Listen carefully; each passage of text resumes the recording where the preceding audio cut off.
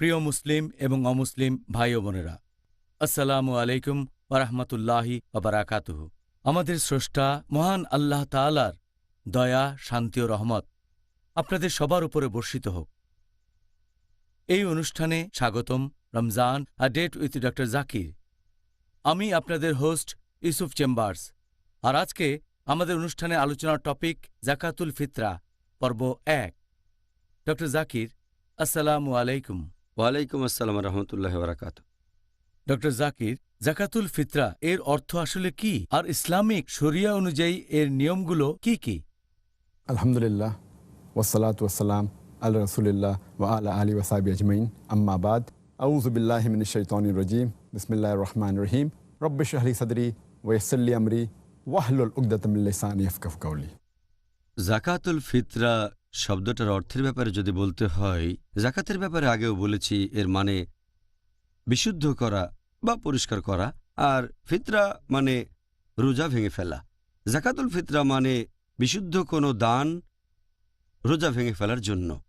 এখানে আপনাকে কিছু পরিমাণ খাবার দিতে হবে গরিব কোনো মুসলিমকে বা অভাবগ্রস্ত মুসলিমকে। একটা নির্দিষ্ট পরিমাণ খাবার দেবেন খুব গরিব আর অভাবগ্রস্ত মুসলিমকে। আর এ ব্যাপারে যদি নিয়মের কথা বলতে হয়, এটা মুসলিমদের জন্য বাধ্যতামূলক, এটা ফরজ। আর এই হাদিসটা আছে সহিহ বুখারীতে, খণ্ড নম্বর 2, বুক অব জাকাত, হাদিস নাম্বার 1503। আমাদের নবী মুহাম্মদ সাল্লাল্লাহু আলাইহি ওয়াসাল্লাম বলেছেন যে তিনি প্রত্যেক মুসলিমকে নির্দেশ দিয়েছেন, এক সা খাবার দান করো, হয়তো খেজুর অথবা বার্লি, জাকাতুল ফিতরা হিসেবে। প্রত্যেক মুসলিম, দাস অথবা স্বাধীন, পুরুষ অথবা মহিলা, তরুণ বা বৃদ্ধ, এটা ফরজ প্রত্যেক মুসলিমের জন্য, পুরুষ বা মহিলা, তরুণ বা বৃদ্ধ, দাস বা স্বাধীন। এছাড়া আরও একটা হাদিস, এটা আছে সুন্নান আবু দাউদে, খণ্ড নম্বর 2, বুক অব জাকাত, হাদিস নাম্বার 1618। নবী মুহাম্মদ সাল্লাল্লাহু আলাইহি সাল্লাম সব মুসলিমের জন্য জাকাত বাধ্যতামূলক করেছেন। এরকম সামান্য কিছু বিশেষজ্ঞ আছেন, খুবই কম, সামান্য কয়েকজন, তারা বলেন যে এটা আগে ফরজ ছিল, তবে এখন আর ফরজ নেই।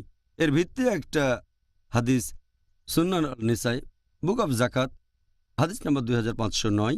সেখানে কায়েস ইবনে সাদ ইবনে ওবাদা তিনি বলেছেন যে নবী মুহাম্মদ সাল্লাল্লাহু আলাইহি সাল্লাম জাকাতুল ফিতরাকে ফরজ করেছেন জাকাতকে ফরজ করার আগে, আর জাকাত ফরজ করার পরে তিনি আমাদের নির্দেশ দেননি অথবা নিষেধও করেননি জাকাতুল ফিতরা দেব কিনা।